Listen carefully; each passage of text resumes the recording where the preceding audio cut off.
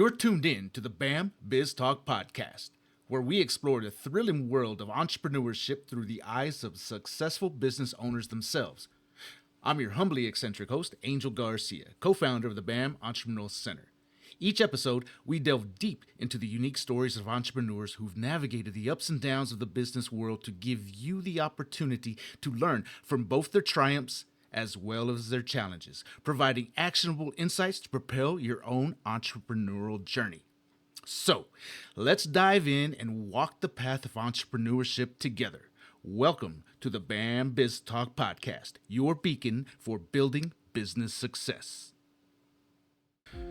We are honored to welcome Lucy Sisniega-Hoyos, a dynamic leader in the community, a seasoned expert in commercial real estate, and a staunch advocate for raising awareness on the workings of government and commerce.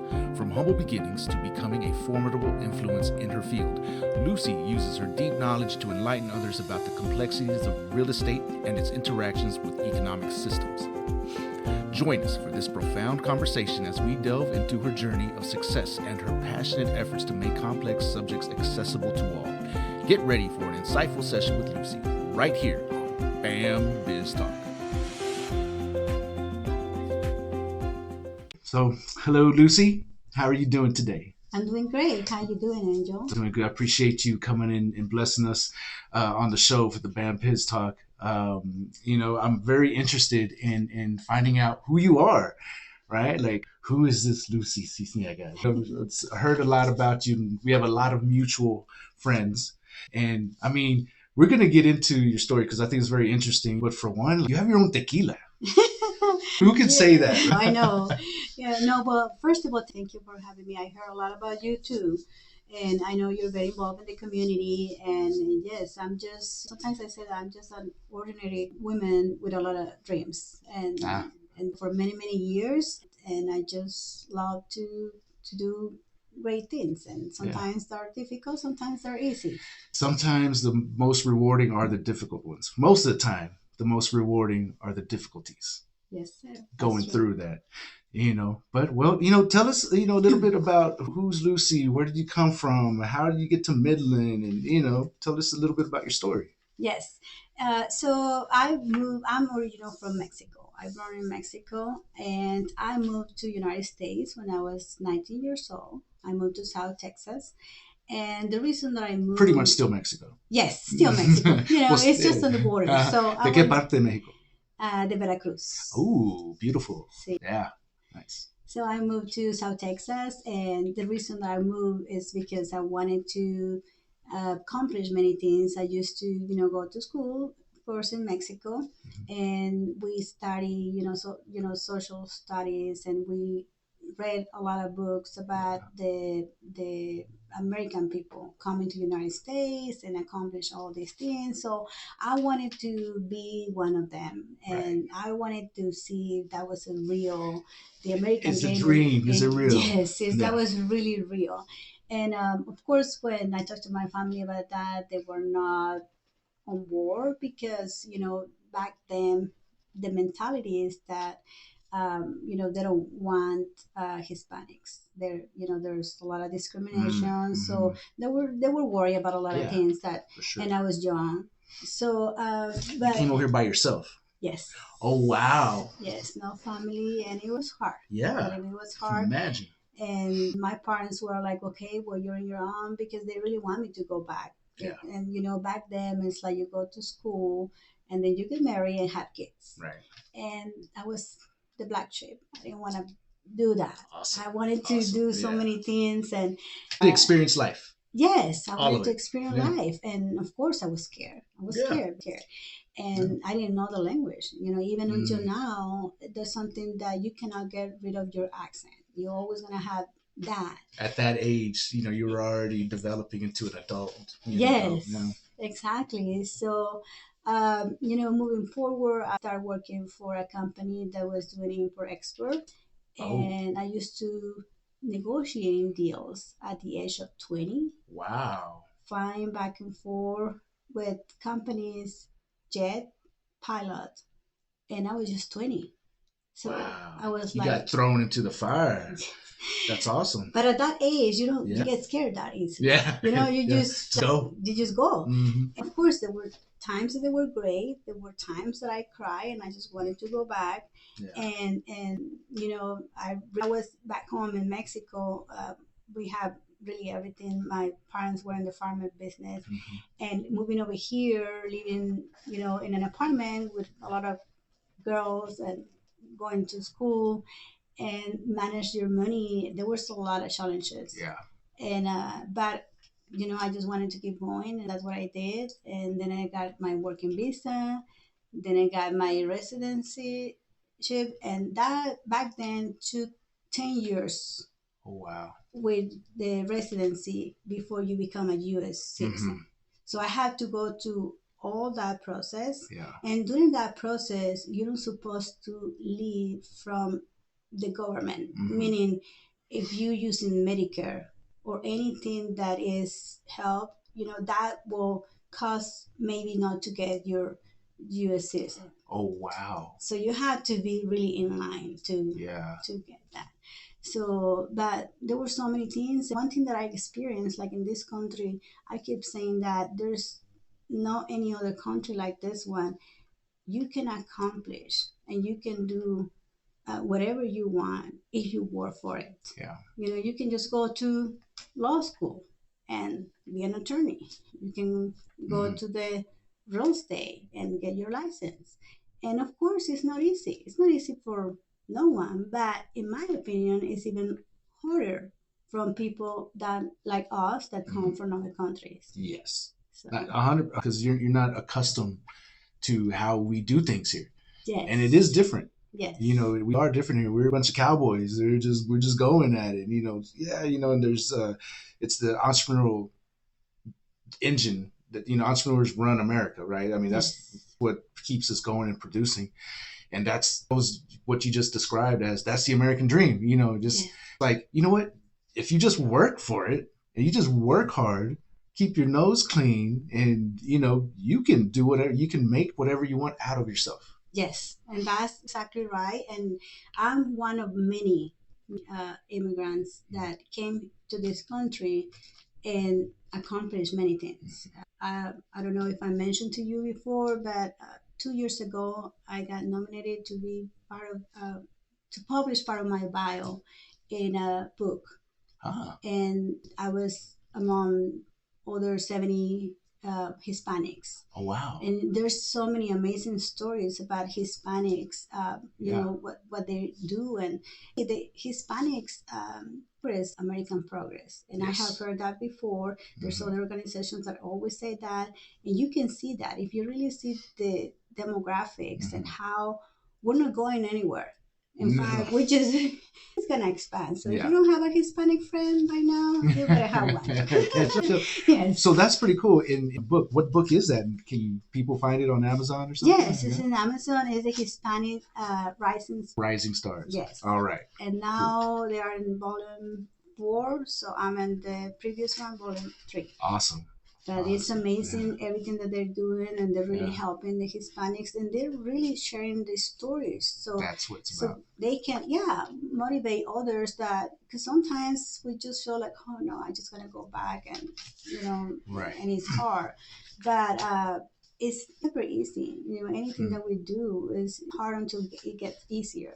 Yeah. But I think if we really concentrate in what is best for us, what is our passion.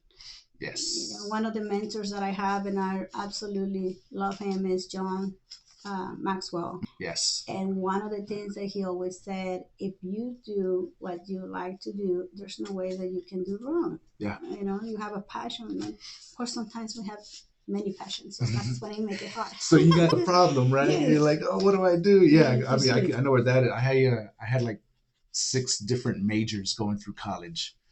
Because I like everything. I just love to consume information. Like I'm a bookworm. I read over 100 books a year, and I just love learning. Like right now I'm on this whole artificial intelligence. I'm like digging in deep, just learning. You need So to teach me about that. So you understand that I and get sometimes it. it's hard for you to stop, and you just Yeah. want to learn more and more, and it's just your brain is. I used to have my own band, so I was in the music world.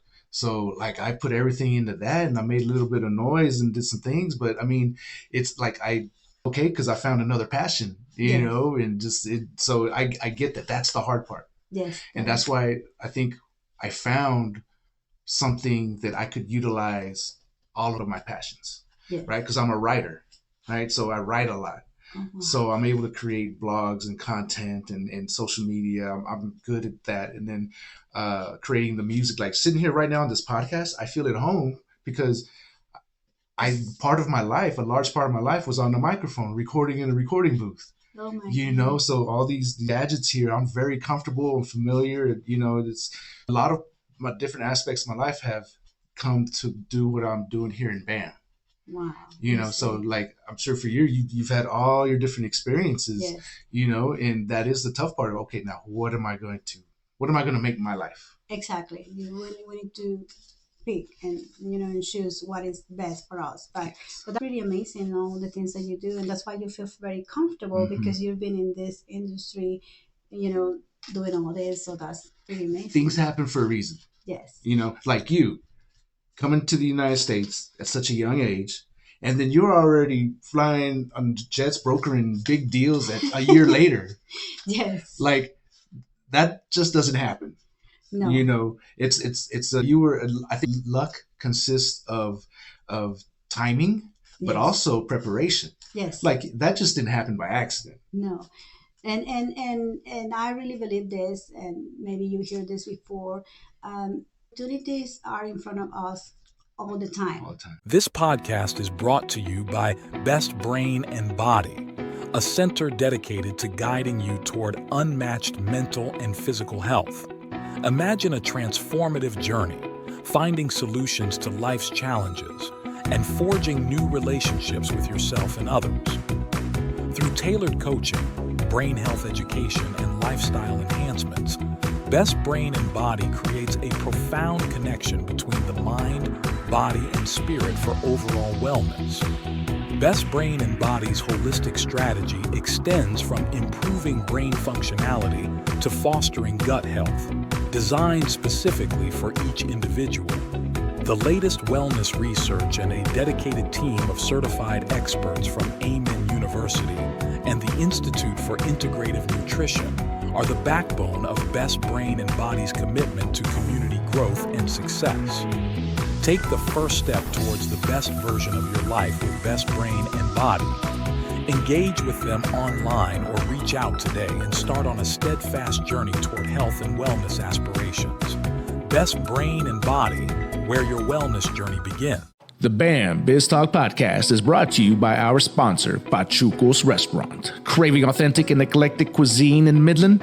Well, Pachuco's has you covered. Located in downtown Midland at the ever so legendary and iconic historic building at 316 North Big Spring Street, Pachuco's blends rich and unique flavors in a conveniently pleasant and vibrant atmosphere. Enjoy the highest quality barbecue, savory tacos, burgers, and a variety of other mouth-watering dishes that reflect the spirit of a true Pachuco cuisine. Real, authentic, and just plain different. Check out their menu at www.pachucos432.com or call 432-218-8806 to inquire, or better yet, just show up and get your shine on at Pachucos, where heritage, exquisite taste, and hospitality come together for an unforgettable dining experience. Pachucos, Midland, Texas. Now back to the show. And it's up to us to take it or not. Mm-hmm. And I think that's what is happening to me, and this can happen to anyone. Yes. I feel like my life is kind of like, I love the movie Forrest Gump. Yeah. Because he was in the right place at the right time, but he also took that chance. Yes. And there's so many people that they just have an opportunity in front of their eyes next to them, and they're just so scared to take it. Perfect. Because they allow fear to override that initial excitement. Yes. Oh, this is an opportunity. I do it. Yes, and I get it. It's okay to have that fear, because I have that fear too. For sure. But we just need to pray about it and really to say, is this something that I will not regret later if I don't do it Right. now? And that's why I say this, and I rather regret the things that I done than the things that I haven't done. So I Yes. like to take chances, and I like that. and that's what I did with several projects that I have. And some projects, work great, and some other projects that they might not work, but at least I can say, later in my life, I did it, and that didn't work. So Yeah, I brought this quote up. It always comes up. Les Brown, yeah. right? He's another motivational speaker, a lot like Maxwell. Yes. Where he has this quote that says, like, you don't want to wake up at the end of your life in your deathbed surrounded by the ghosts of all your regrets. Yeah. Oh, I love that. All the things you didn't Yes. take the opportunity to go do that you wanted to, Yes. but you let fear override that. Yes. You don't want to be surrounded by those ghosts. Yes. But you want to, like you said, you want to pray, you want to talk to the greater spirit. Okay, is this where I should be going? Is this where my energy is aligned with? What am I aligned with? To make your decisions there. Yes. It's very intuitive. Yes. But our human brain has to kind of catch up. Yes, exactly. And a lot of people ask me that question, that maybe I'm not scared, and no, I do get scared. Yeah. There's some projects that is like, gosh, why did you put me this project in front of me? Like, and I have to get it done. I have to complete that. And this one thing, your life or life is not going backwards. It's moving forward. Whether you like it or not. Yes. Yeah. So the projects that, for example, in my career in commercial estate, the projects that I start doing when I start my career are nothing compared with what I'm doing now. But should I go back and continue to be in the safe zone and working on those, because that's, or should I challenge myself? And my clients challenge me with new projects, and it's like, okay, well, there's no backwards. We need to move forward. So those are the things, like, how do you control that? You can't control that. You just keep growing, and new challenges come to you, and we need to face it. And I know it's not easy sometimes, and I know it's hard. So one of the things that I recommend when people ask me, it's like, what do you do when you're in your down side, like you feel discouraged? And I like to play music, or I like to just to go outside, or I think really music is what helped me the most. Or I start listening to John Maxwell, or reading or the books. But we all need that. Nobody's life is perfect, but we have a precious life, and like we say, we always live once, and one is enough if we do it right. If you do it right, that's all you need. Yeah, that's all we need. No, but I love that when because everybody has those ups and downs. Yes. And you're down, it get tough. But if you choice, you can stay down, or you can do something. Right? It's like, I think it's self-awareness. Yeah. How self-aware are you? Who are you as a person? Like, you just use music, getting outside, right? You the pattern. Yes. Because the reason you're down is because you're in this pattern. You kept going, you kept pushing forward, you kept doing it with on, and you got stuck.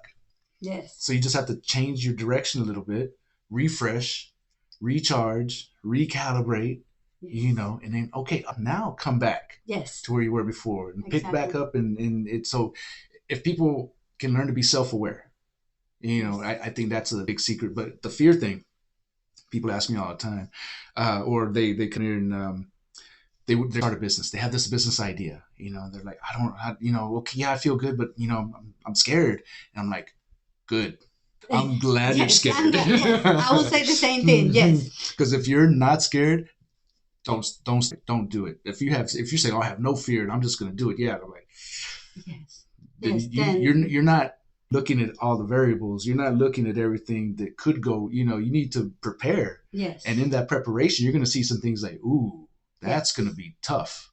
Exactly. And then you make the decision, but I can overcome that. Yes. But if you just jump in blindly, like, oh, this is going to be the easiest thing ever in the world. No. You're in for a big surprise. Yes, exactly. You're not honest about yourself, and you're not honest about the deal. So those are the things that you need to face, and you need to, work on those. So Seems like honesty and transparency, especially with yourself, yes, goes a long ways with being transparent and honest, with the rest of the world and how you interact with it. yes, So it's that and I think I try to replace the word balance with harmony, yes, right? So I think when you say balance, find a balance, right? Well, people think 50-50, right? It's never 50-50, right? It fluctuates back and forth. So that's like a harmony.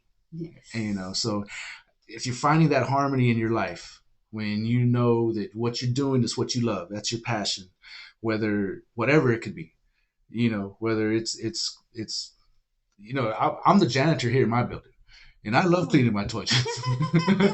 Well, that's good. You make it more clean. Yeah, it's like, man, I like them clean as possible. I'm not a maid by any sorts, but hey, it's I have to do to get done, but I don't feel it's a downsizing of me. No. I do it with pride. I do it, with honor, because I know that in some shape or way, I'm serving my customers. Yes. I'm serving the people who this building open, and that's what finding your passion and your joy can come in all kinds of different colors and ways with what you're looking at. Yes, exactly. And identify what are the skills that we don't have, and really to face those, because sometimes people force things. I see what you're saying. And it's kind of like, I see that my friend is doing very well in interior design. They just go and get all this contract and help people to buy furniture and do all these things for new homes. And I want to do the same thing, but I don't even have a clue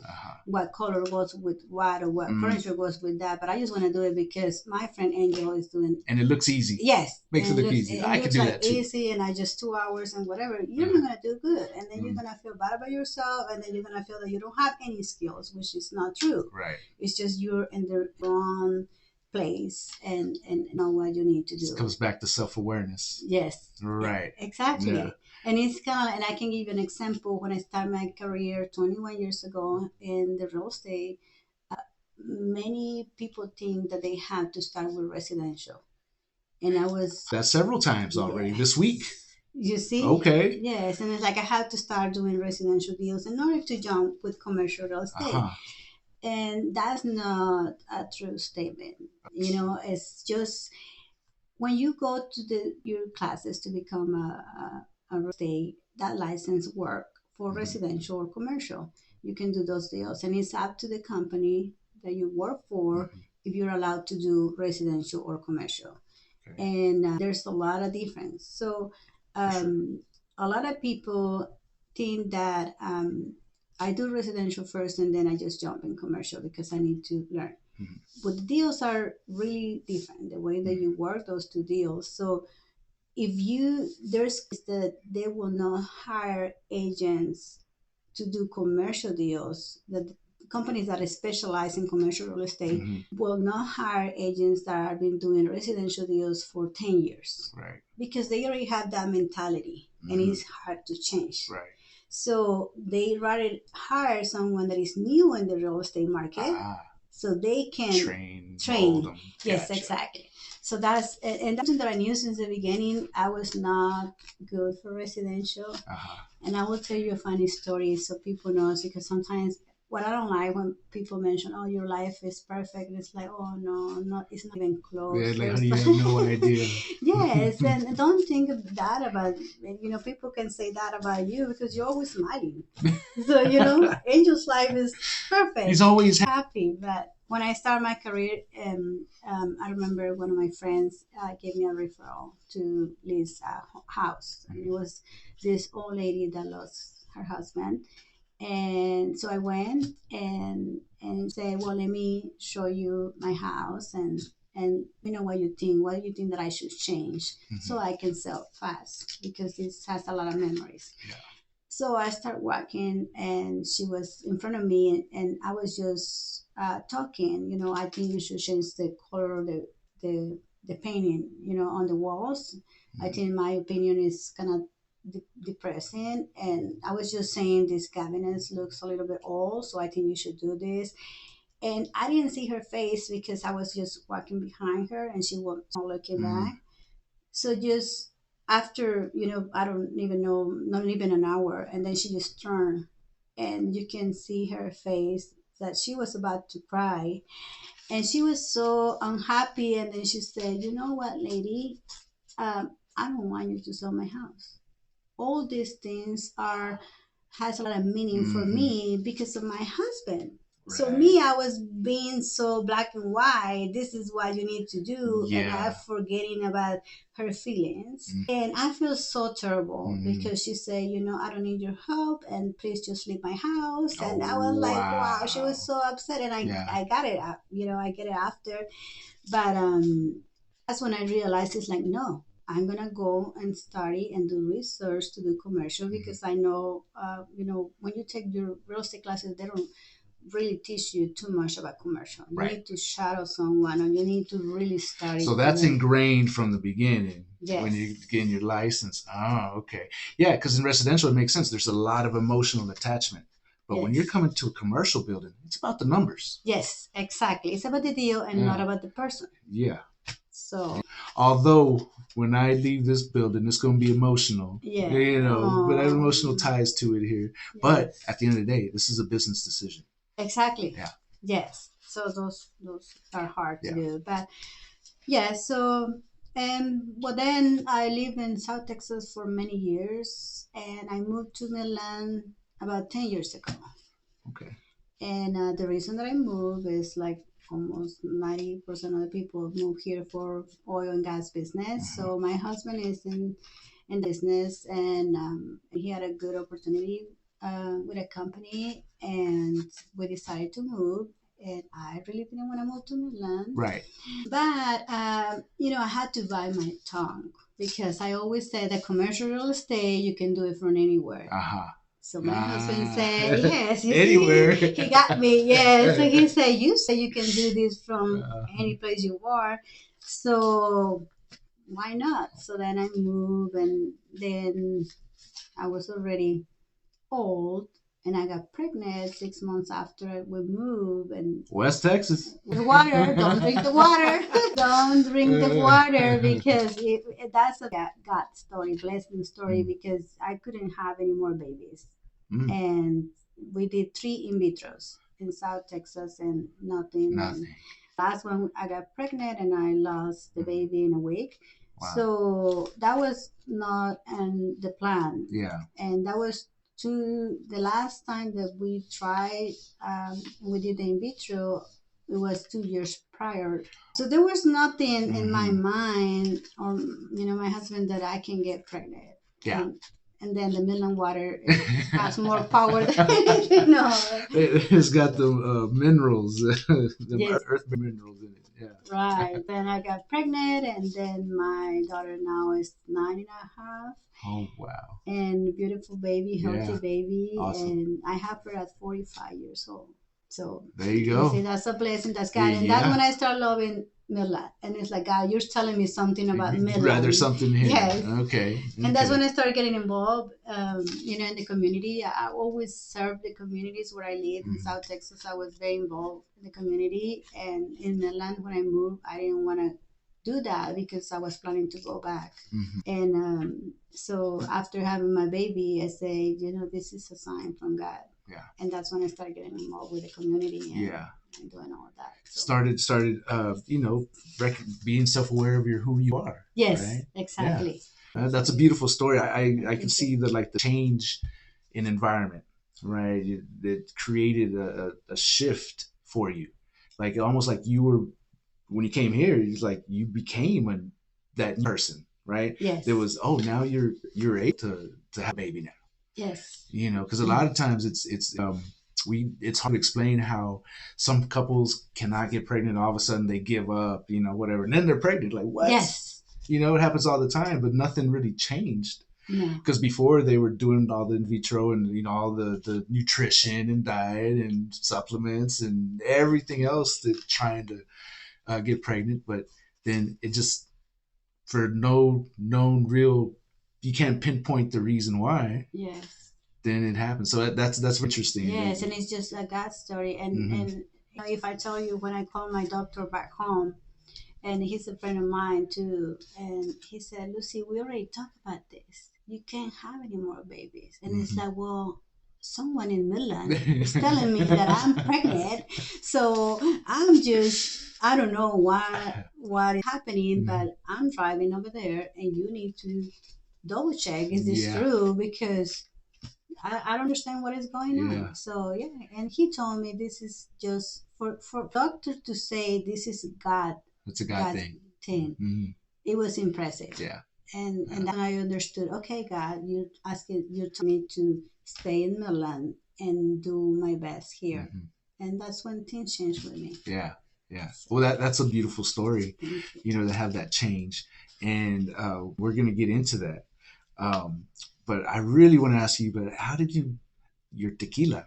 Tell us about that. Like, that's an interesting story. Yes, the tequila. So we have this distribution company, and right now we have it kind of like on hold because my youngest daughter was having some health issues, and with that you need to travel a lot. I was traveling more. Yeah. And the way that it started, in Mexico back then, the grandmothers, they believe in what we call yerbas. Whenever you're sick, you just take some tea or you drink tequila. If you have a cold, you have a little bit of tequila or aguardiente, and then you're better. Yeah. So I grew up with that culture. For sure. And we started working on this, and I was thinking, what if we can get this tequila in the United States? So I started working in all the process and permits, and there's a big team in Mexico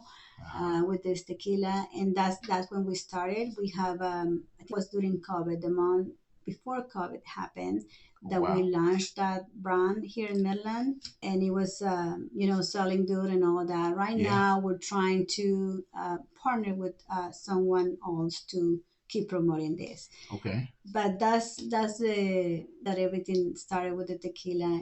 I always blame that tequila help you to live longer. My grandmother lived until she was 98, and she drank more, like aguardiente, which is more, and it's not like, a lot of people think that tequila is just to get you drunk, and they really don't see everything that it comes with. That the tequila is really that is good for your body. Of course, if you're having an excess, if you're abusing anything, for sure. But just a little, you're gonna be good. Yes, just so it will be good. So and that's something that we have in the Mexican culture. Like you drink, even during the day, you can just have a little bit of tequila and it's okay. Yeah. When I moved to Milan, I remember having the tequila in my office, and it's like, that's not really common to have that alcohol. No, man. Like when we first started, Michael, my partner, he loves tequila.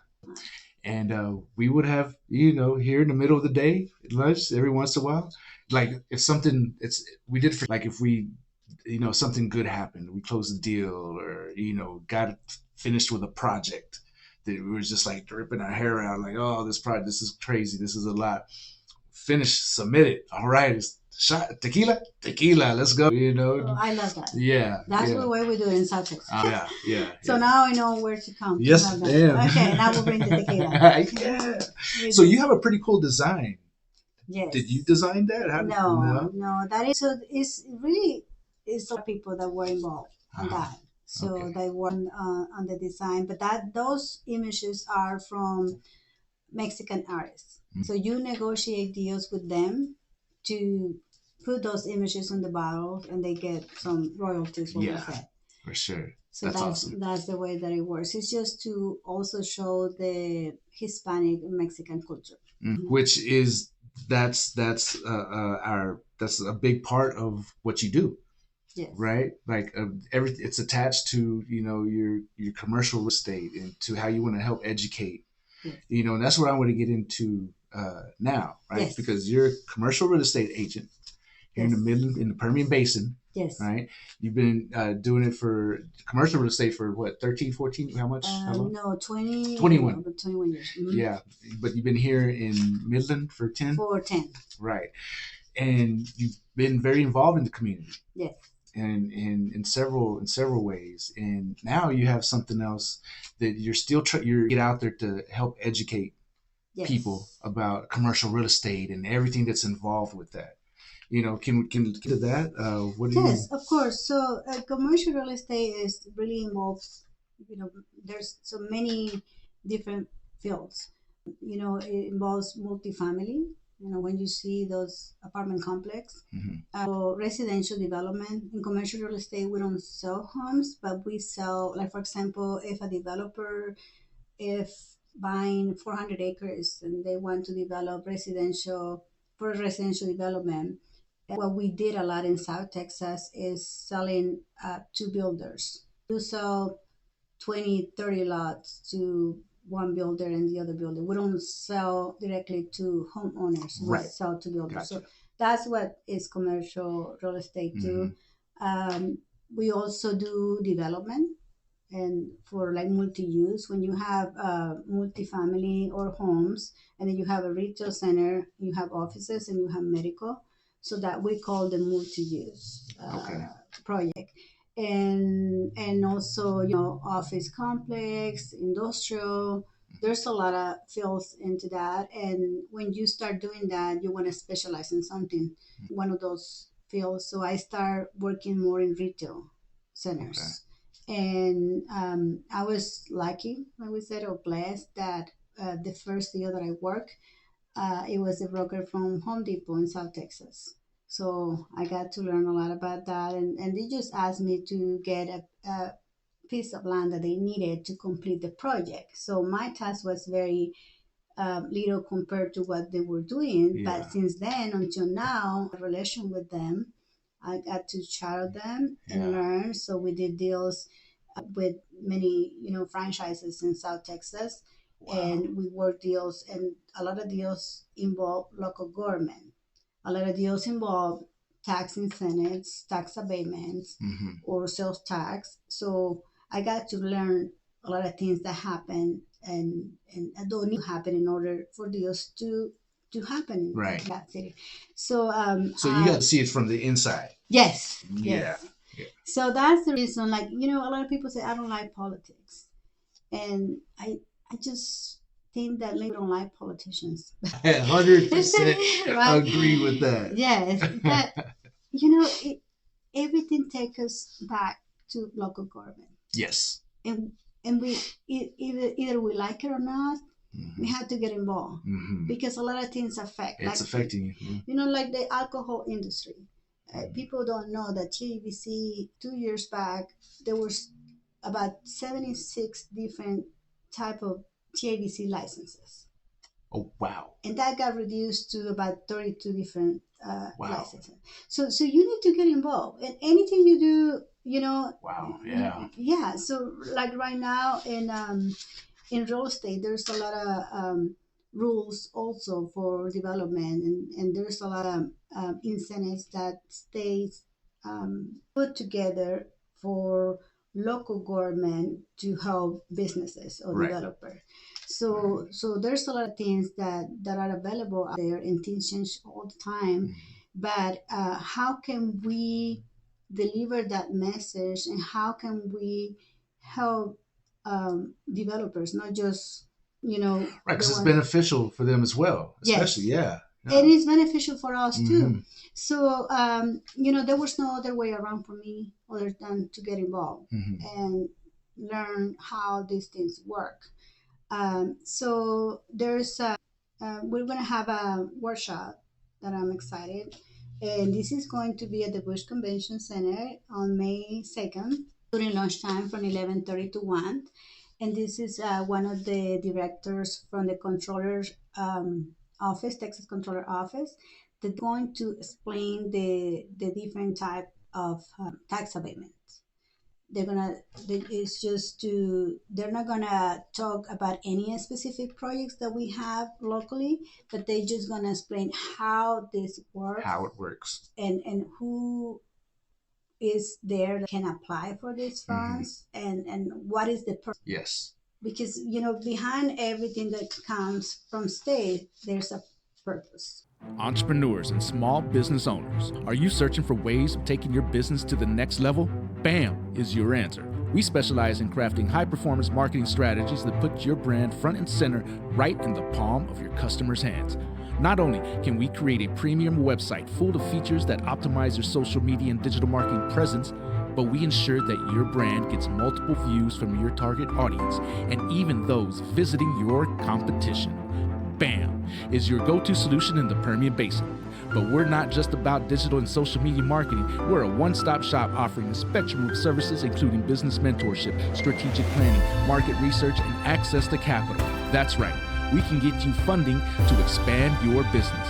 With BAM, you're not just getting a service, you're gaining a partner committed to your growth for the life of your business. Our team of experts in small business development will be with you every step of the way, offering the guidance, support, and services you need. So why wait? Kickstart your journey to success today. Call us to set up a free consultation and discover how BAM can help your business soar above the rest. 432-247-8840. Call today and get your business launched. And that's the way that this is gonna. I go to Austin a lot to take different workshop and seminars to get better informed for my clients, for the business that I do, and also for our community. And so I really believe this is going to help a lot. The Permian Basin Board of Realtors is one of the sponsors of this event. So people that are interested to join, they can contact you. Yes, we have absolutely. We have. They can sign in. This doesn't cost anything. It's a free event. Free event, and you're gonna learn a lot. And it's very important to understand how they work. We have so many small businesses here, and one of the things that is really affecting is inflation. You hear that all the time. Price, construction price is just so high. And then land, real estate properties. How can we make it better? Because I can give an example. If you're a developer, you're planning to build a retail center. Let's say 1.5 acres, which is the most common of a small retail center. And then you build about 10,000 square feet. Construction cost is about maybe $250 per square foot. And then you pay about $18 per land or $20 per land. Yeah. So then your price right now is increasing. Like before, we used to lease space for about $28-30 per square foot. Right now, we're going to $35 per square foot. So what does that mean? That your tenant, the business, the nail salon, the restaurant, the dry cleaner, is going to pay more rent. So that means that they have to increase the raise prices. So who's the one paying for this at the end of the day? The end customer. The consumer. Yeah. Why we do it? And then that consumer is an employee, and business owner needs to raise, salary, or they're going to have to find another job, and sometimes they have two jobs. Yeah. So how can we help? And that's when the state said, okay, how can we do something that can help businesses to have a little bit break on taxes, and so that way they can help the next.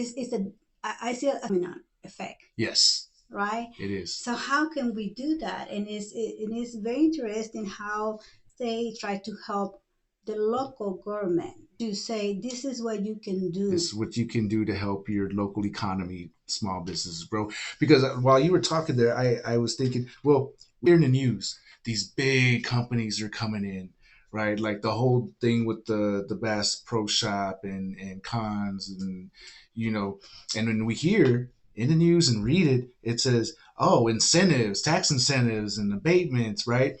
But to your everyday small business owner, we're like, wait, what's that? It kind of just goes by and it's just mentioned, right?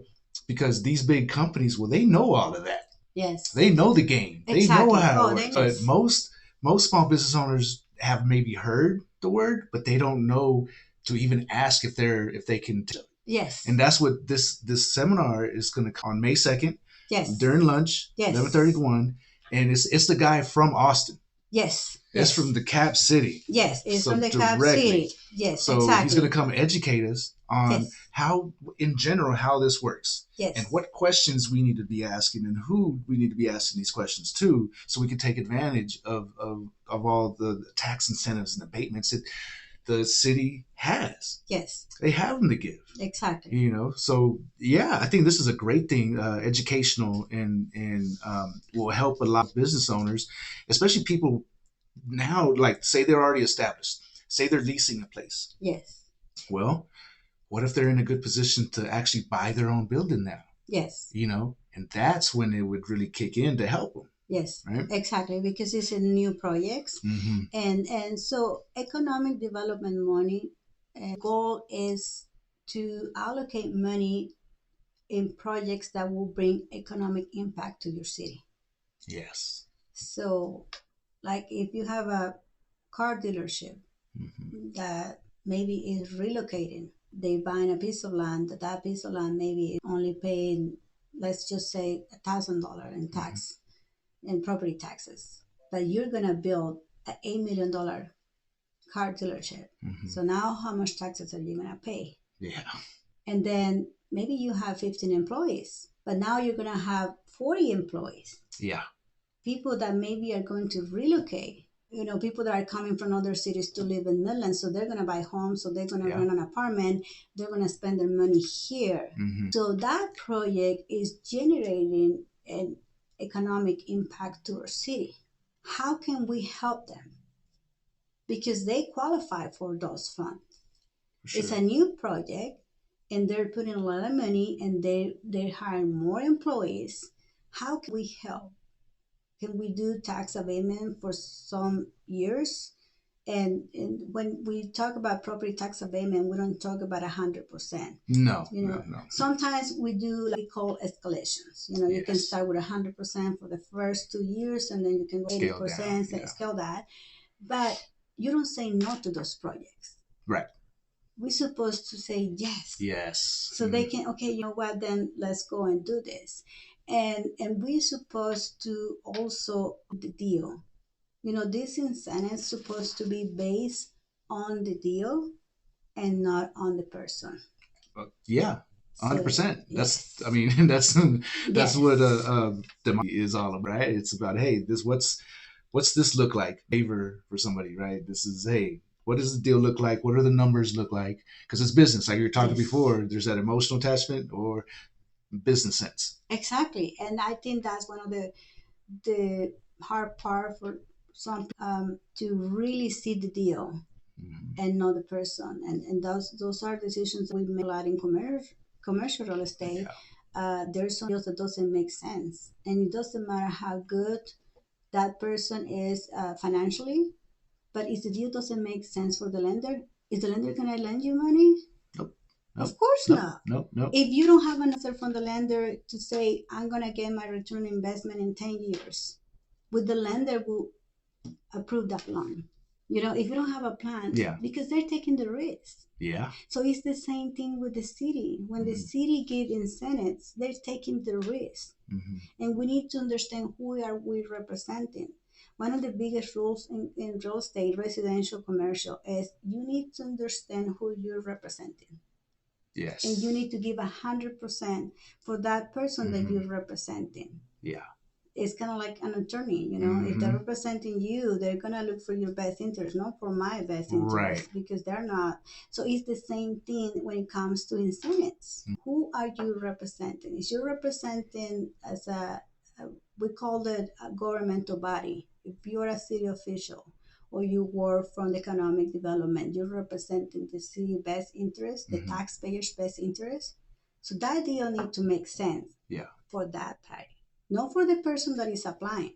Because if that project doesn't make sense and the numbers are just in the air and you don't know if you're going to get a return on investment and you don't know how many years it's going to take, who's taking the risk? the applicant, Yeah. the city. So are you representing your city, or who are you representing? Right.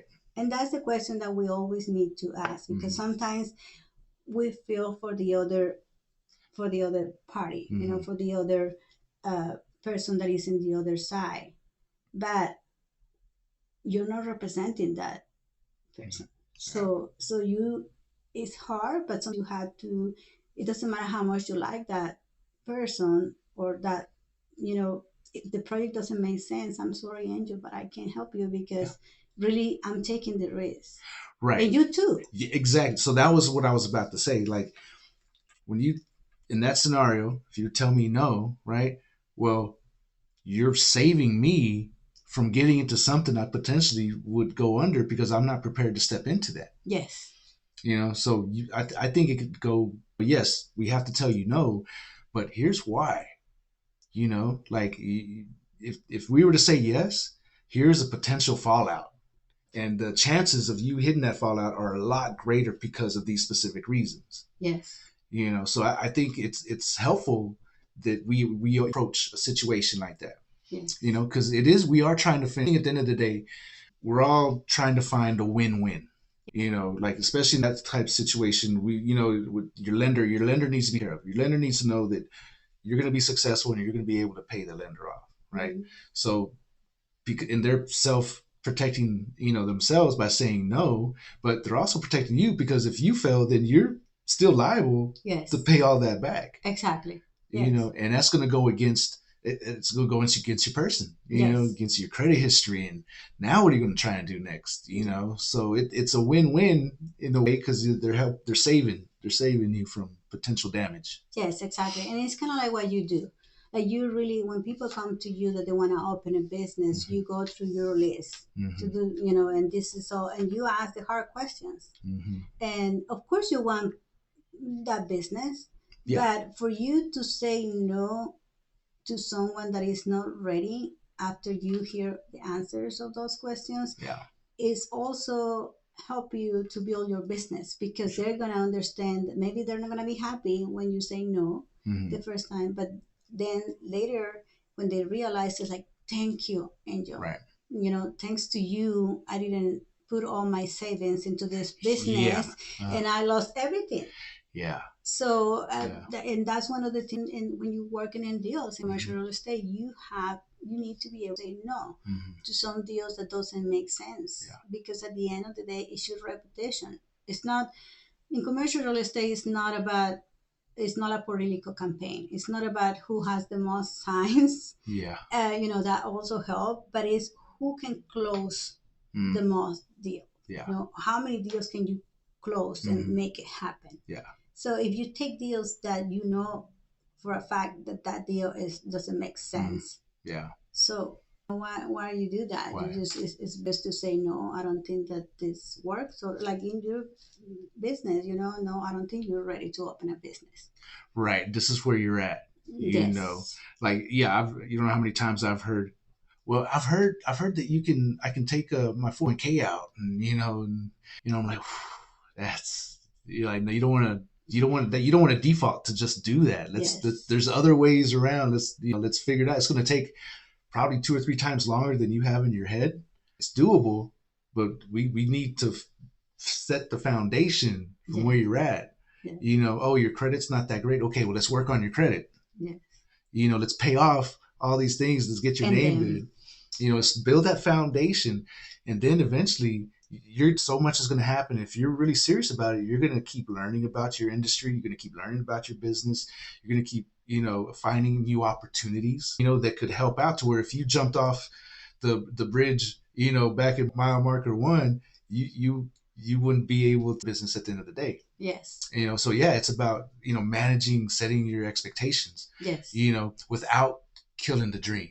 Exactly. I think that's the. Yes, exactly. You don't kill that dream. You just wanted to tell, like, you're not ready yet, but this is what you need to do in order to get ready. Yeah. And then you can go, from there. So, and that's always very rewarding, because sometimes people get upset, but later they realize, most of them, they realize is you were right.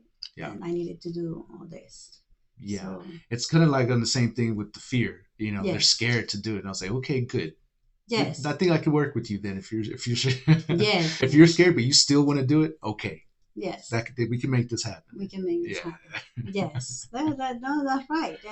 And just I really I have a passion for commercial real estate, and we talk about tequila. Of course, I love the Mhm. tequila, but commercial real estate is really is fascinates me because it helps to develop cities. Mhm. Like if you really work as a team, if you really understand data, because a lot of things is based on demographics, Yeah. and you can help a city to really go in the right direction. Because if you just throwing out there and developing the same thing over and over again, and you're Yeah. not really paying attention to the demographics, Yeah. so what are we doing at the end of the day? What are we doing? Yes, exactly. So There's something broken there. yes, and there's one department that I really love a lot in the franchises. They study a lot the human behavior, Mm-hmm. business behavior, human behavior, and also I got to meet the uh, corporate office for Macy's. Oh, I wow. went to St. Louis for a meeting, and Yeah. all that I needed, my role was just to answer questions about how people behave in South Texas, in the city of McAllen. And they were asking questions. So when I did that, of course, there was months of training. And all that I was doing, they were, asking me go to Starbucks and just sit there and with a survey and Oh. just look, people are coming here just for coffee and leaving, or they're coming and staying, Yeah. and how long it will take for someone to order coffee and get a coffee. So I have all these questions, and I was that strange people spending hours in Yeah. Starbucks and um, Subway or Yeah. all these franchises, and I just love it. So it just even to like with Simon Small, I got to go to different stores that they wanted to incorporate in the mall. So I got to go as a client, like spas and stuff like that, and just trying to answer all the questions that were in the survey and see if that was a good fit for them. Yeah. So you were that undercover person, Mhm. and Yeah. and that's what I love that department, because that I needed to ask. There was a lot of people, and every Yeah. city is different, like Yeah. Oh, yeah. it just depends, and everything goes based on demographics. Yeah. So like we have a lot of Hispanics in South Texas, and one example, Hispanics, we like to, and this is based on average, when you go to a restaurant, after you finish your meal and you want a coffee, most people like to go to a coffee place instead of having a coffee in the restaurant. Right. So it's kind of like paying for two meals. And it's like, why is that? So those were the kind of questions that they asked me. Why Hispanics do Prefer that? to Why do they that. don't order the coffee in the restaurant Yeah. after the meal? Why they go to another place Yeah. to order coffee? In Mexico, I don't know if that changed now, but back then you used to have 2 hours for lunch. Siesta. Sí, la siesta. And you have coffee and all that. Uh-huh. So, but those things, you don't see those things in the West Texas area. No. Because you have Hispanics, but it's now like the border, so it's just different. Mm-hmm. So that's the success of the franchise, because they really invest a lot of time and Yeah. money on surveys and studies to study human behavior Yes. and the demographics. I love that. I love that Yes. story. That's a big company like Macy's, right? Yes. Legendary company, right? Big name. Everybody knows when you say Macy's, everybody knows who you're talking about. Yes. Well, co-founder of BAM, my mentor Michael, that's a piece of advice that he would give everybody, and very few people followed it. But he would say, "Okay, you're ready to get into a location. You're looking for the right location for you. Then go sit out there. Go sit by there. Take notes. Study the traffic." Study the foot traffic, the car traffic, their behavior, and sit there and watch, right? So one of our customers, very successful now, and that's what they did. They went and they sat in it's like a shopping center. They sat in the middle and just watch the people as who they drove up, what stores did they go into, how long did they stay, how many. And she would go sit there for her lunch hour for weeks. Yes. And then she'd go to a different place, you know. And this was a months long ordeal that she took on herself, but made a decision and they got into that building. This is like magic. Yes. And like from day one, opening the doors, people coming in because she knew, based on her own research, sitting there, that was going to work. Yes, I love that story and I love what Michael did, because that's exactly what we need to do. And sometimes we're just in a hurry. But franchises, they do that. Yeah. And I don't know if you hear this, but when you are a franchisee, when you buy the rights for an area, most of the times, almost 95% of the time, the franchisor has the last say so the location that you're choosing. Yes. They had to approve your location. And they have, sometimes we have so many franchisees that no, I know this is going to work and it's going to work. And it's like, you can't close a deal until the franchisor approve, because they know better. They really study the area and they do a lot of service, and they have people like me that that still happen, and they invest time, and they know, okay, this is the type of demographics that you need in order to succeed. And you have to those agreements when you get into a franchise, and they know. And sometimes people are like, why am I going to pay 6% royalty to a franchise when I can do that? It's like, oh no, you don't know everything that they do. You know, there's a lot of things that comes into that. There's a lot of things. The branding, for one. You know, you don't have to make a decision on what colors. It's there. Yes, it's there. It's there. Yeah. Yeah, but it really takes time. It's not like, one person can smarter than the other. It's just, it takes a lot of research and study and to do commercial real estate. I wish more people get into commercial real estate. We don't have that many people. And really understand also development. That's a big deal. I tell you another quick story. Like in South Texas, when we were working on the Shoreland Plantation subdivision, and I was a baby in commercial estate. I didn't know 90% of the things that they were talking. But I was working with a developer that he did a multifamily, and the mayor at the time, he was a residential developer, so he understood development. One of the great things that I remember about him is that he always called the expert on their area to sit down at the table and answer questions. And he said, I want to develop 2,000 acres. And you have the multifamily developer, you have the residential, you have the school, you have the commercial developer, and and the brokers and all that, the industrial. And then he said, how can we make this happen? I want this to happen. We need residential, we need schools, we need, and he was like, he was not married with public school. He said, this can be charter schools, it can be private schools, but if we're going to have 500 homes, we need schools. How can we make this happen? So everybody in that table, they were going like, just crazy, thinking about how, okay, what if we do this? What if we do that? But it was a plan. And it was not based on the wants. That's the confusion that we have. It's not based on what you want. It's based on, what does my city needs? What is my community needs? What can I do so I have so many people live in my city?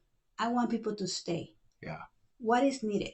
So based on that, that's the way that he planned it, and it was great working for those projects. And one of the persons that I hired when he was working on that project, it was I still remember him, Joe Candelo, and he was expert on marketing and development, and he was from the area of Austin and San Antonio. He was one of the architects that also worked in the Riverwalk project. Oh wow. And he used to go, he was in marketing and working in development and all that.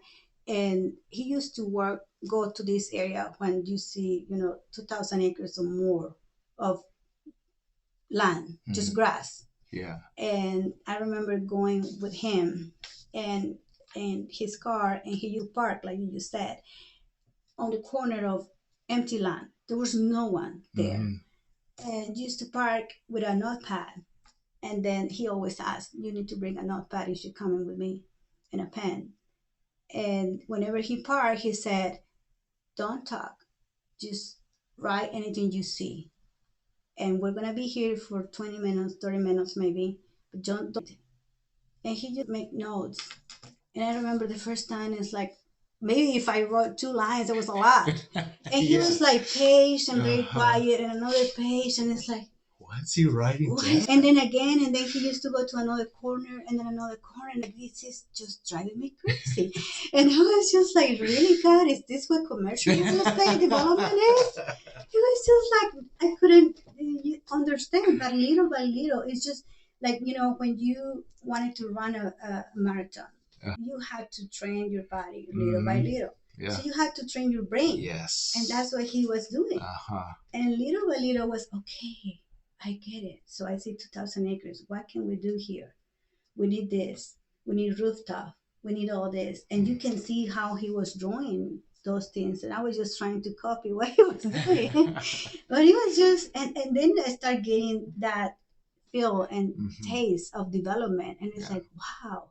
And so now, like, whenever I get involved in projects and I have clients that they send me a survey, or they send me an aerial picture, and it's like, "Lucy, can you take this project?" And it's like, "Oh, this sounds very good and it's very nice, and let me go. I need to go see the site before I say yes."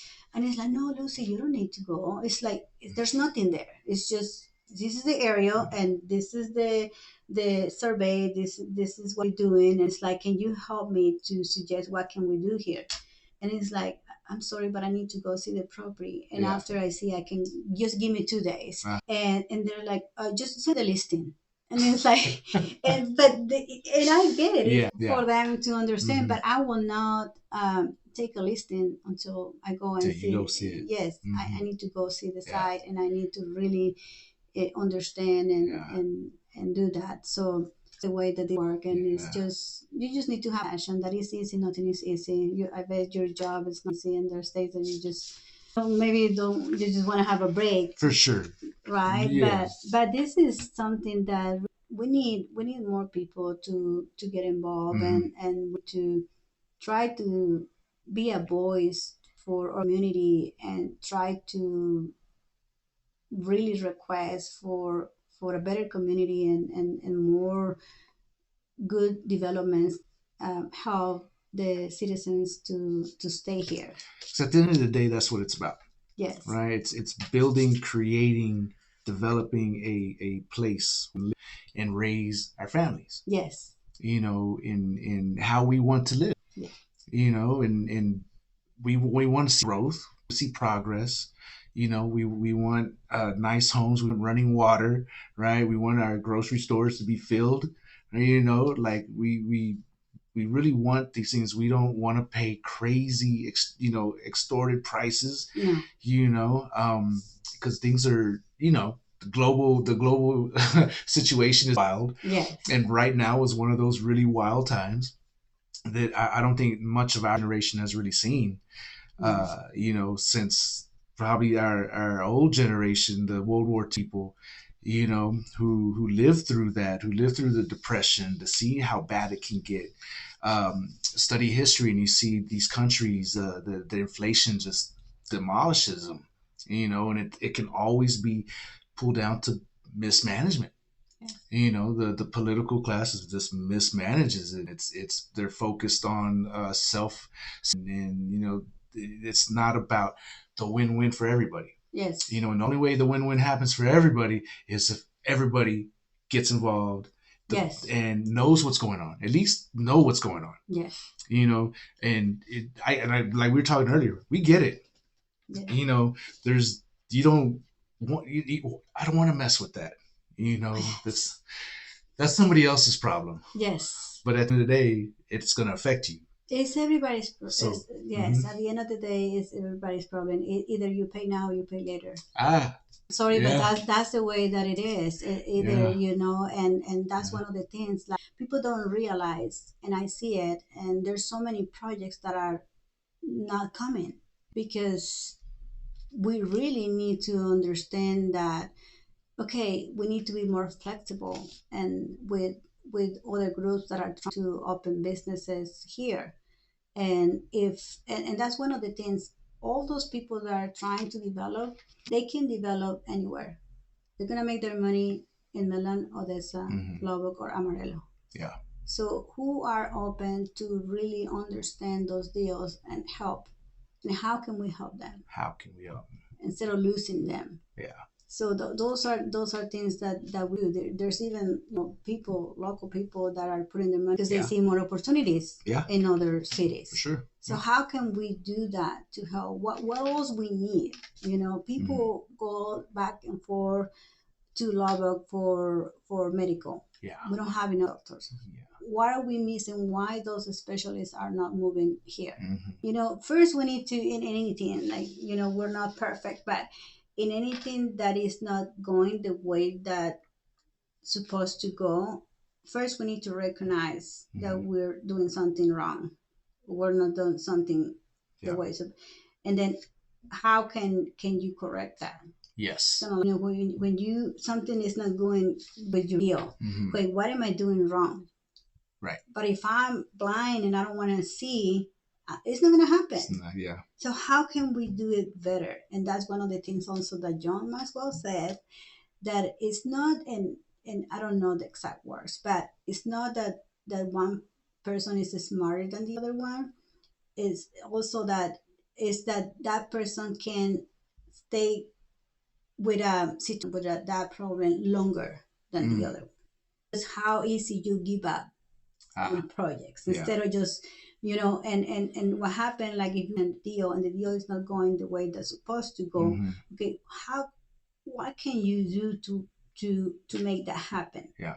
You need to go, what road you need to do it. Right. And not just say, oh no. Yeah, it's not going to work. And sometimes people think that that person is not smart, or even that person think that, oh no, I'm not smart, like Right. Angel, because it's just the deals are not happening. Right. But you don't realize until you're giving up early. Yeah. And you're not finding a solution for Right. that. And That's it right there. yes. You're right. It's like you only see problems, you don't see solutions, right? Yes. Well, there's always a problem. There's always problems, Yeah. right? And that's like just a fact, right? When we're looking at it, you're like, hey, where's the solution, right? How do I get through this? How do we get, how do we manipulate this to get out, right? To get through, to make it a win-win-win. How do we win? Yes. Right? How do we make this a win for everybody? But it's about not getting stuck on, wow, that's a problem. Or you know what? No, it's not going to work.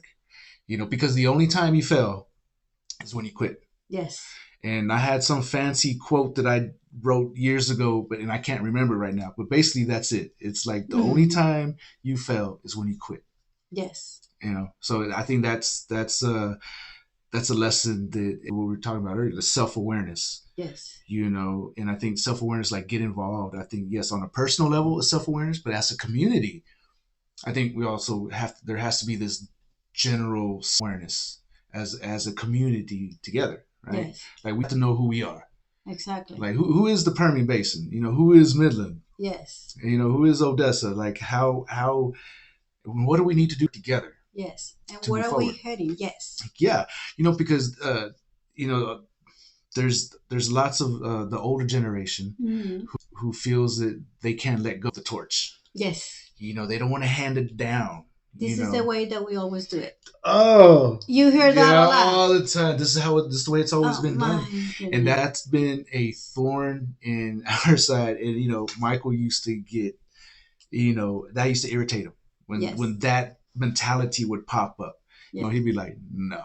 Yes, I hear that a lot, and no, things change, and either like it or not, nobody likes change. Even just a simple thing when you have to upgrade your phone.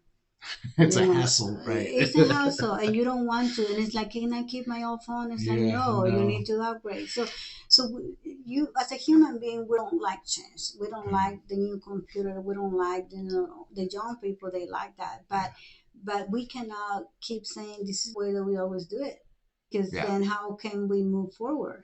There's new things and we need to exactly. work together. Yeah. And yes, people needs to get involved. Like, believe Mhm. me, I'm pretty sure your schedule is very busy, Yes, and ma'am. you need to find hours that you don't have to make things happen. Yeah. And I feel the same way. And sometimes when people ask me to, okay, can you help us with this? It's either a nonprofit or something that the community is facing. It's hard for me to say no. Mhm. And it's also hard for me to, when I say yes, because I need to stop doing something else to help There's this. always a trade off. There's always, Yes, no matter what. there's Hmm. always. So, yes, we need more people to get involved. And I hope people that are listening to today to us really reach out to you and to us and get involved, because we Yes. need more. We need more help. We need more people. We need people to understand that this is our community. This is Mhm. not just one or two people community. We need to get involved. And if you're paying taxes, and if you have a business, and you have a say so, and you need to understand how it works, and not just be discouraged about being left out.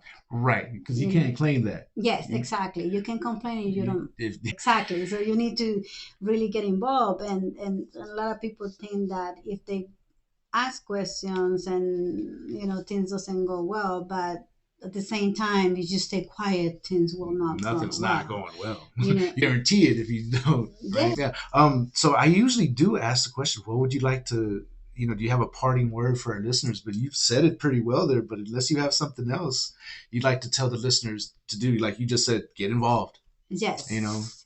I want to tell listeners to really, really, we need your help.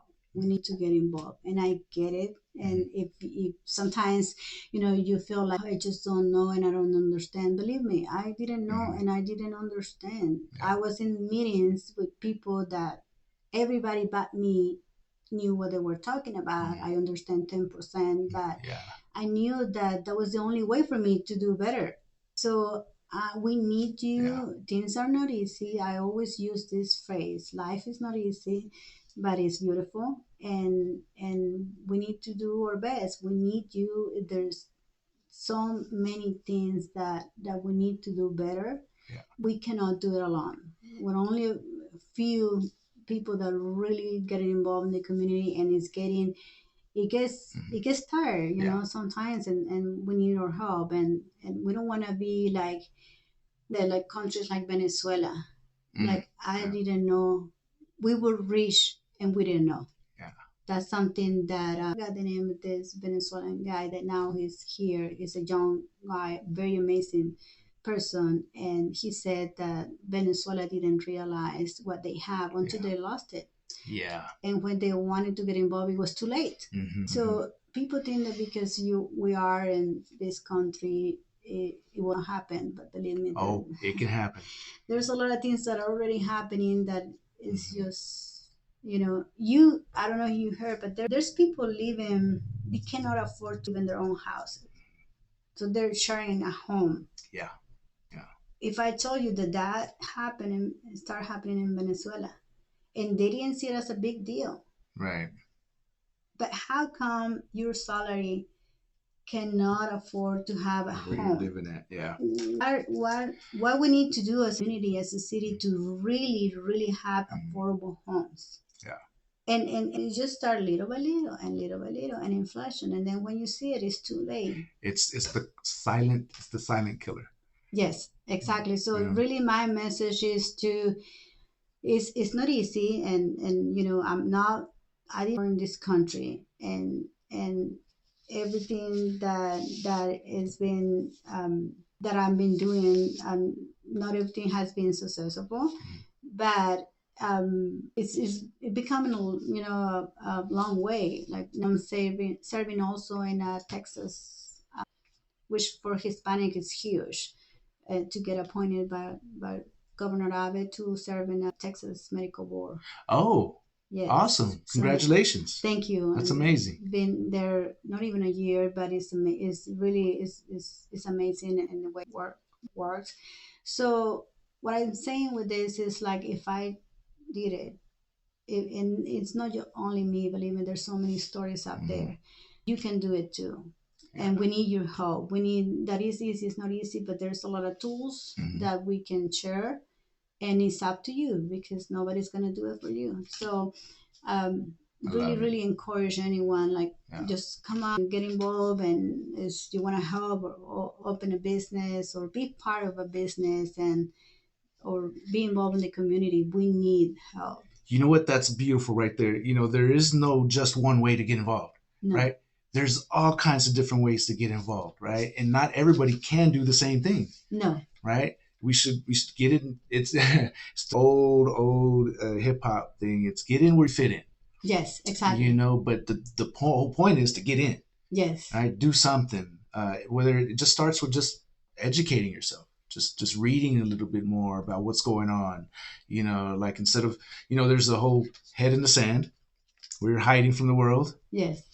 And then there's, okay, I'm starting to see what's going around me, you know, be more self-aware, you know, and then once I think really when you do become self-aware, you do become surroundings and hey, wait, there's other people in my world, right? Yes. Okay. And then, but extends beyond your immediate family who you see and love every day, right? Then there's the community family. Yes. You know, our neighbors, you know, and then the townspeople, and then the entire city. You know, then, you know, so how far do you expand out? You know, it affects, well, it's up to you. Yes. All right. But get in and do something, and that, or at least say, hey, I'm good at this. Yes. Right. If that's starting your business, and then you that's your passion, and you get successful, then you're hiring people, you know, and you're serving people, you're hiring, and you're doing your part, you're contributing. Yes, exactly. You know?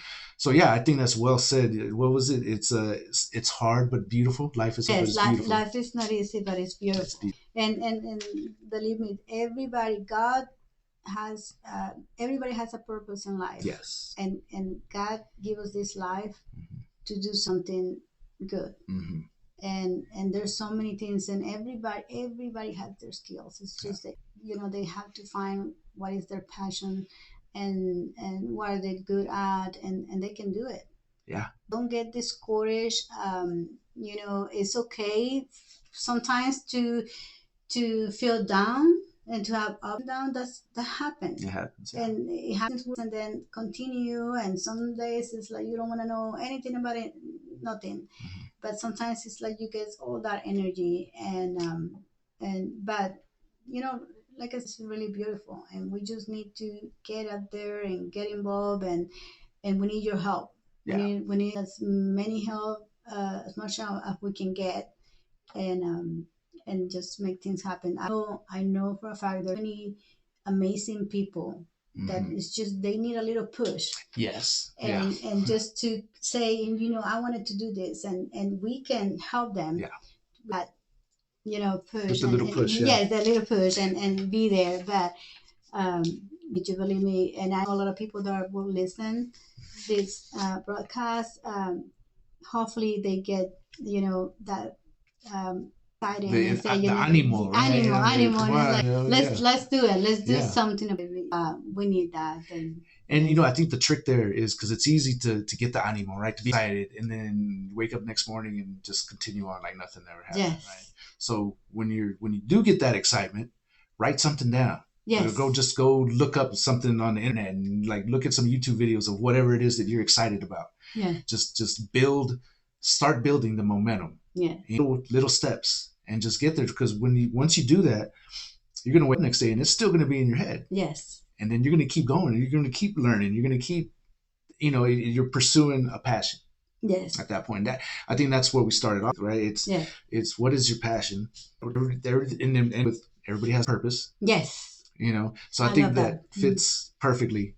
And well, I've had a wonderful conversation with you, Lucy. Appreciate you coming on the podcast for sure. Thank you for having me, Angel. And I have a very good conversation with you too. And thank you for all you're doing, because you really like I said before, you're gonna help me. There's so many people that call me that they're ready to lease a space and they're ready to open a business in their mind. In their mind. In their mind, yes, in their mind. Yeah. And it's like, and that's something that we don't really do. That's something that we need a company like yours to really guide them to the process.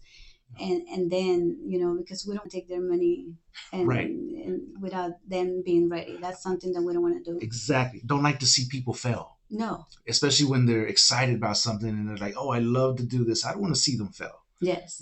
So I might have to be stern up front or, say no up front, or no, not like that, but let's do it this way. Yes. Because and it's going to take twice as long. It's going to take twice as much money as you think it is, but it's possible. Yes. And we can do it. Yes, exactly. We can do it. Really, really enjoying being here and awesome. And that we can do, Yeah. Yes, and I'm excited. I really hope that we're going to find a lot more new people joining. Yeah, I think so. I think so. I think the time is right. Yes. I think this whole we're finally done with that whole COVID thing. Oh my goodness! Right? Yes. Like it's just okay. Enough. Quit trying to bring it back, guys. Let's move on. Let's move on. And I think the energy's right for that. It's like, so if you've been thinking about something new, we'll put into action. Right? Yes. No regrets. Yes. Don't be surrounded on your deathbed by the ghost of all your regrets. Right? Yes. Like take care of them right now. Yes, put them to rest. take care right now and just bring ideas. There's so many people with a lot of ideas, and sometimes we need to put it in the paper so we can become reality. Yes. And we can work on it. So yes, we need that. We need about 130,000 people in the Netherlands area and close to 190, I don't know, in the Permian Basin. So we have a lot of people here. And I know they're gonna listen this program, and I hope that they can get involved because we need their help. We do. It takes a village, right? It takes a village. It takes a village. So if somebody is in a position and needing to look for commercial real estate, or just wants to get involved and say, hey, Lucy, tell me, how do I get involved? Yes. For one, y'all could always contact BAM, send us a message. And if y'all want the link to register for this event, you can contact us on our social media or reach out to Lucy. So how would people reach you, Lucy? I can give my cell number. Oh, you're brave. Okay. Yeah. Oh my goodness, I know. I already said it. So it's area code is 956-227-4500. And if I don't answer, you can send me a text message. Pretty good on replying on messages. And just send me a message and just let me know what you need help with and how we can do this. So that's the way you can find me. Like I said, there's a lot of different boards, nonprofits that are looking for help. Or if you're looking to lease a space or purchase a piece of land. Again, I don't do residential. Sometimes I get a lot of calls from residential, and sometimes people are persistent for me to work a deal because someone else recommended, and I just feel bad, but that's something that I'm not good. Believe me, you don't want to hire me to do residential. You don't want to do that. No. So, but anything on commercial real estate, I'm here to help. Yeah. So I think the Premium we're gonna have like one-on-one class about commercial real estate soon. Let me know. Yes. I will let you know so we can, people can. I love when people ask questions, and if I don't have the answer, we will find it. But I like to help people that way. Why don't we put on a seminar here at BAM, commercial real estate? Yeah. Oh, okay. Well, I think that's a good idea. All right. Yes, she said yes, y'all. She said yes. Let's do it. We'll stay tuned. We'll keep you informed of when that date is. We'll plan it. We'll make it happen. Awesome. Oh my, you are on. So I love that, Angel. Thank you. Absolutely, Lucy. Well, thank you. Thank you, ma'am. We can't forget this. Okay. Well, you will be back on the podcast for your own special little segment. Yes. From time to time. Okay. You're going to be remember we talk about commercial real estate. Yes, the commercial real estate. Okay. Yes, let's plan that. I would love to do that. And also, I would like to invite people to come and speak. We in commercial real estate, you really work with a team. You have surveyors, you have engineers that knows about traffic. So yes, I'm ready to do that, so people can ask questions and they understand more about how commercial real estate works, and also to bring the experts and really teach about that. One of the things I'm going to say really quick, sometimes people buy land from a friend, nothing wrong with that, but sometimes that friend doesn't have survey.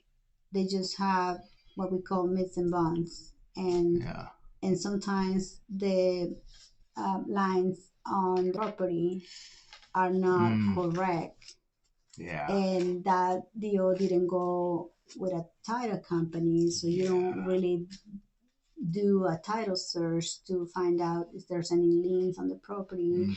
So we can talk about those things, and I will bring an expert on that. And we have seen people come into the city and say, well, I purchased this land, and when I purchased, they told me it was 10,000 square feet. But then you go to the city and no, you only have feet because you have an easement. The easement, people always don't that there's an easement. And then it's like, how come? Or people purchase land that they don't know the zoning, and they want to build a coffee place in a zoning that is residential, and you can, and you already closed on the deal. Then the legwork that it takes to convert it is probably not. It's a headache. So there's a lot of things, and always believe me, we as brokers, we don't get paid until we close the deal. Right. So we are very interested to close the deal soon. Right. But I'm not interested in taking your money without doing all the proper studies before you close. Right. So that's one of the rules that really, and that's maybe one of the reasons that we don't have a lot of people that does commercial real estate, because deals takes time, and you need to understand timing to do environmental reports, surveys, all those things that you need to do before you close a deal. Right. And that's something that is important. Like I'm one of the persons that said, believe me, I want to close your deal because I don't get paid until I close the deal. Yeah. But I'm not gonna suggest you to close the deal in 20 days when I know you're not going to get a survey in 30 days. Yeah. And people sometimes get upset because sometimes they just want to buy a piece of land and cash, or they just want to close a deal in 30 days. And there's some agents that they get excited and they do it knowing there's no way that you can get all your studies in 30 days. Wow. So I'm the person that I'm going to tell you, thank you so much for your business, but I'm not going to take your deal because I know for a fact that we cannot get these things done in 30 days. Right. So those are the rules. And at the end of the day, the way you build your business in commercial real estate is based on the deals you close. It's not based on the money you're taking. Right. Based, and if that project is successful, person is going to refer you with someone. So that's the secret. That's the secret. Yes. Yeah. So awesome. That happened. But well, I'm glad. Have that. I'm glad that there are realtors like you, right? Like do business like that, that set that expectation up front and are transparent up front, because that's because it always takes that one bad apple, and everybody's that doesn't work, or I can do that easy or whatever, because it's just not knowing, but thank you for operating how you do. And let's get people involved. Yes, let's do that. No, thank you for having me. Thank you for all you're doing. And I'm glad that we finally, talking. I know we talk about this a lot, but finally make it happen. Yes. And I'm ready for that section that we're going to talk about real estate. I think we're going to get a lot of more people really, understanding and really getting involved in the right direction, which is more important. We don't want people to own land that can do anything with that. Right. So. Right.